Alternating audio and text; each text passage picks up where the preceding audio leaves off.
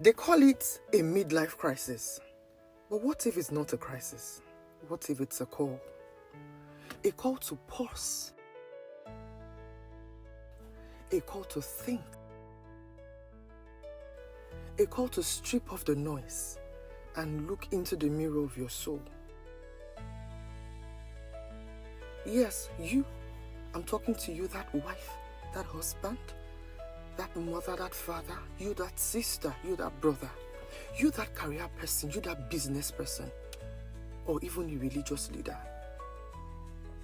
You have climbed, you have built, you have served, but deep down you are asking, is this all there is? You feel the ache, not in your body alone, but in your very being. Dreams once bright now feel distant.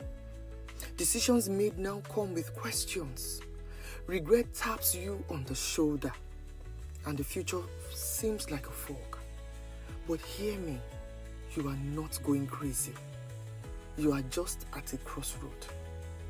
Psychologists call it a midlife crisis. In psychology, we say that midlife crisis is like a storm that happens between the ages 40 and 60. A time of restlessness, a time of fear, of reflection, and sometimes regret. But I call it something else. I believe, or I say it as a sacred interruption. Heaven tapping on your shoulder saying, let's talk, it's not too late.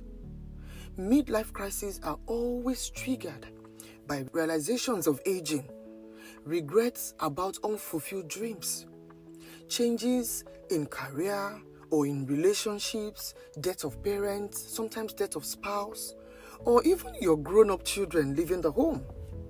You will now start asking, what exactly have I achieved for myself?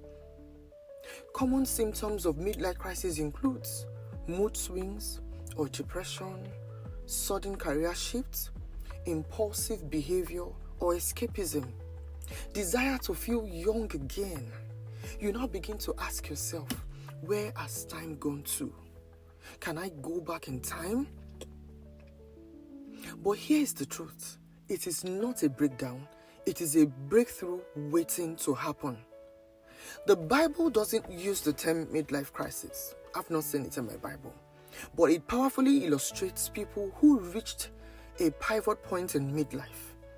They could have lost their way, but instead they found deeper meaning in God.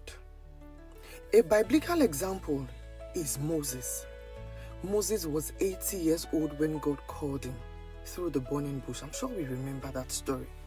Until then, he had lived as a prince, a fugitive, a shepherd, nothing like the deliverer he would become. He has even gone past his midlife, and that life of his seemed ordinary, even wasted. In Exodus chapter 3 and verse 2, the Bible says, and the angel of the Lord appeared unto him in a flame of fire, and out of the midst of the burning bush. And he looked, and behold, the bush burned with fire, and the bush was not consumed. In verse 3 it says, and Moses said, I will now turn aside and see this great sight, why this bush is not burning. In your midlife crisis or experience, God is waiting for you to turn. You cannot be in one position and expect a miracle. Make up your mind today to turn, to move, to do something new. Be intentional. Pick up a new career, pick up a new business, and of course, a closer walk with God, and you will see God. In verse 4, the Bible says, and when the Lord saw that he had turned aside to see, God called him out of the midst of the bush and said, Moses, Moses, and he said, here am I. See, friends, those prayer points of ours have been long answered. God is just asking you, he's asking me to turn around. Turn to the side, go forward, so you can see before you access. And God said, now I am sending you. Now, this might be your now. That moment in what seemed like the sunset of Moses' life became his greatest beginning at 80. The key lesson there is that everyone experienced their midlife crisis. Our experiences only differ. midlife isn't the end of your story. It might just be the chapter where your true purpose begins, when you submit your questions and restlessness to God. He answers not with explanations, but sometimes with assignments. Instead of fearing the crisis, face it. Let it be a mirror, not a monster. It is your chance and mine to realign our priorities, to heal from our past regrets, to pursue dormant passions, and strengthening our spiritual foundation. It is never too late to start over. If you are breathing, you still have a purpose in life. It's okay to outgrow old dreams. It's okay to change direction. What matters is that you finish strong, not in the eyes of men, but in the eyes of God.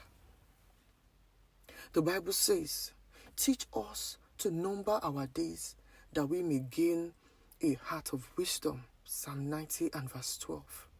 Another verse says, better is the end of a thing than its beginning. Ecclesiastes chapter 7 and verse 8. And the last one says, forget the former things. Do not dwell on the past. See, I am doing a new thing.